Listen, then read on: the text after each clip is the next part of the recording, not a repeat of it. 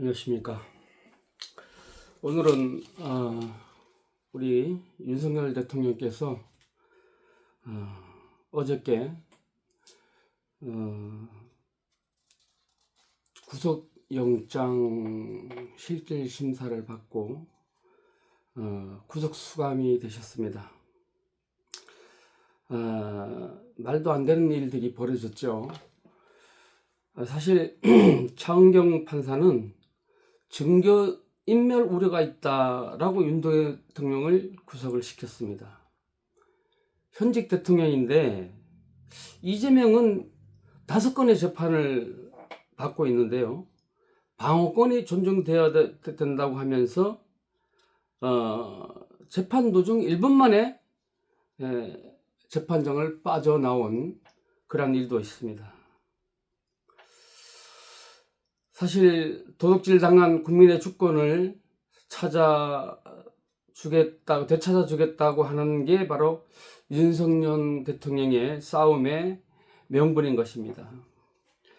대통령은 지금 미결수 죄수복을 입고 수감되셨습니다. 또 신체 검사를 받고 참으로 수치를 당하신 거죠. 부정선거 척결 2022년 윤석열 대통령께서 어떻게 승리하실 수 있었나. 사전투표율에서요 이재명이가 52.6%를 이겼어요.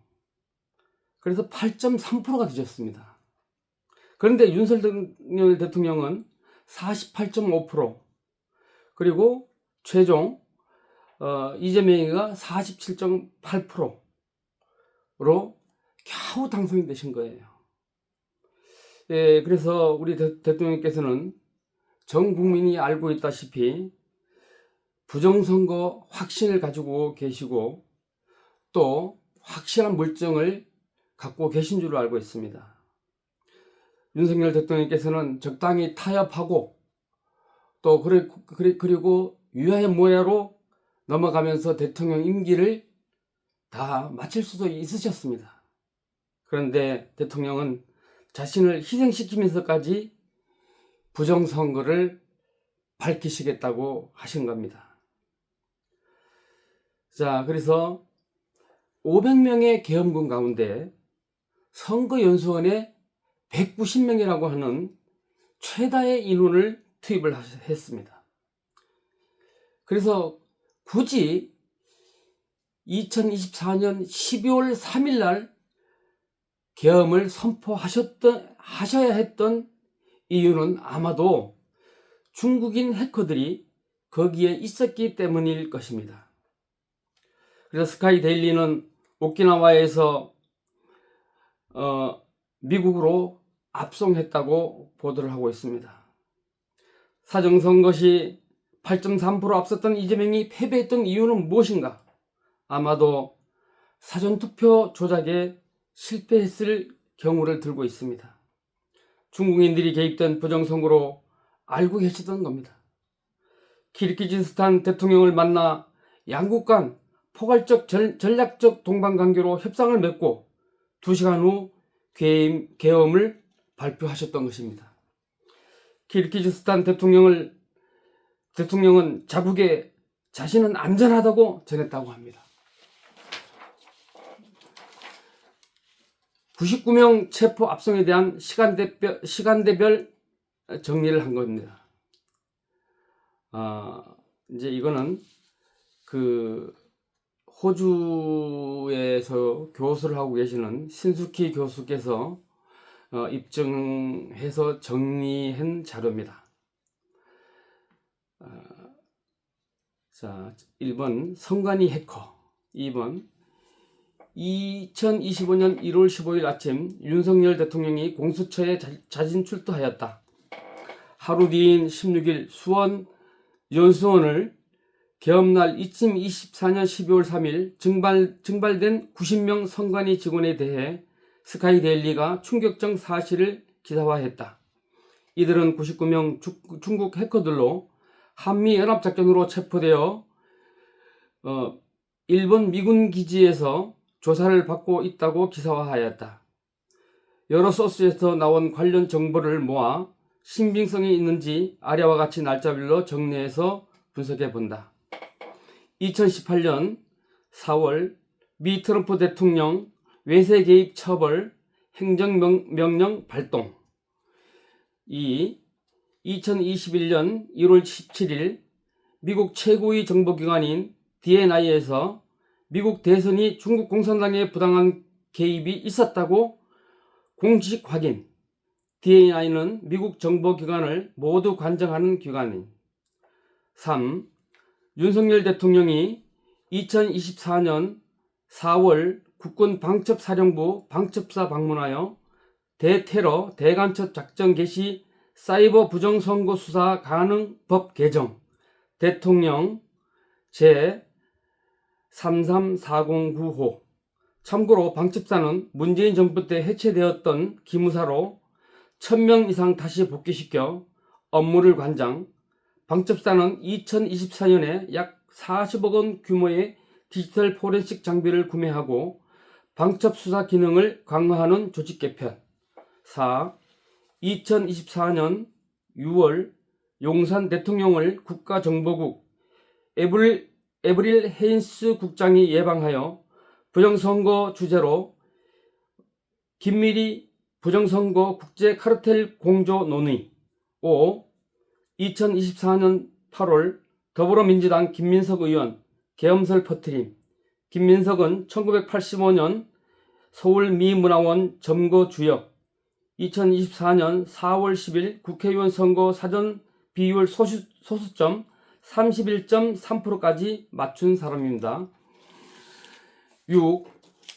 2024년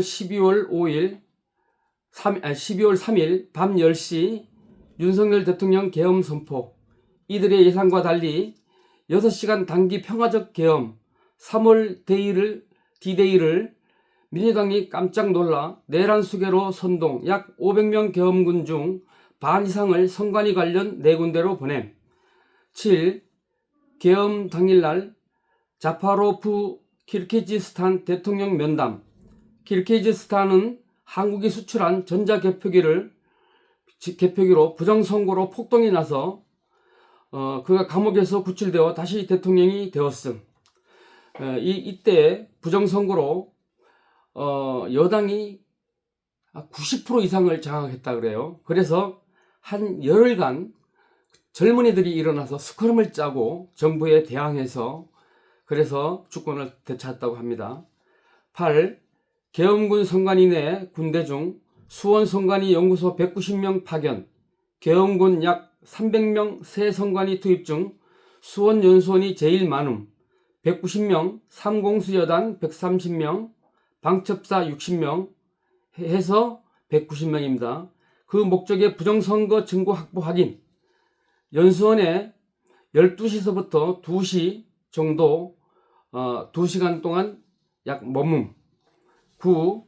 2024년 12월 7일 가나에서 대통령 선거 조작을 준비하고 있었다고 추측. 미확인입니다. 가나는 1990년 독립한 첫 국가로 민주국가. 2012년, 2016년 대통령이었던 마하마가 8년 만에 승리. 가나 국민의 95%가 집권 여당의 부패를 믿고 박빙이었던 8년째 집권하던 아쿠포 아도가 경선 포기 선언 후 선거에 실패해 외궁으로 도망하였다고 합니다. 참고로 중앙선관위가 공개한 2024년 세계 선거 일정은 4월 우리나라 총선을 비롯한 대만, 인도네시아, 포르투갈, 아이슬란드, 르완다, 미국, 가나 등의 선거 일정이 나와 있었다고 합니다. 10. 좌파 매체 시사인에서 특종으로 12월 24일 선관위 직원 90명 계엄군에 의해 감금 실종 보도, 그 뒤 침묵, 다른 주류 매체의 일절 함국.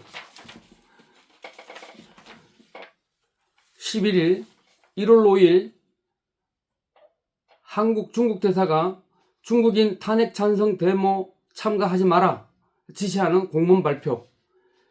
12. 2025년 1월 11일 조셉 윤 임식특별 주한미 대사 대리가 파견 한국계 미국인으로 필립 골드버그 전 주한미국 대사가 트럼프 행정부 출범을 앞두고 관례대로 퇴직하면서 임시로 공관장 역할을 하기 위해 급히 이례적 파견. 13. 2025년 1월 13일 일본 외무성 장관이 한국 방문하여 윤석열 대통령 관저 방문. 14. 14일 유진유 전 하원 공화당 후보가 윤 대통령을 만나 검거된 중국 감첩단 미군 측 신문정보 전달. 15. 2025년 1월 15일 오전 윤석열 대통령 공수처 자진 출두, 불법의 불법이나 민간인 경찰 공수처 경호원 간 6월 사태 막기 위해 출두. 16. 윤 대통령이 관저에서 2025년 1월 5일 자필로 쓴 8천자 정도의 부정선거 편지에서 부정선거 심각성을 강조, 중국인 선거단 개입을 간접적으로 시사하여 국제적 공조로 이를 막아야 함을 강조, 소프트웨어 위기, 하이브리드 전으로 주권 침탈, 자행하여 주변국가 속국 부정선거 승리, 너무 많은 선관위 시스템 엉터리 드러남. 17. 16일 아침 선관위 연수원 90명이 일본 오키나와 주일 미군 기지로 압송 발표. 스카이데일리 모두 중국 해커. 미군 합동으로 평택기지에서 바로 군함으로 일본 출발. 오키나와 미군 기지는 감옥도 있고 거기서 신문 결과 모두 선거 조작 자백. 미국 압송. 18일 USNS 괌 미 해군 수송선이 새벽 3시에서 4시쯤 평택항을 출발해서 1250km 떨어진 오키나와 나하를 향해 현지 시간 저녁 7시 도착 예정, 시속 80km 이상 넘는 속도로 향해 했다. 그날 훈련은 없었다고 하고 오키나와에서 7시쯤 군함이 도착이 확인되었다. 신인군 국방TV 보도.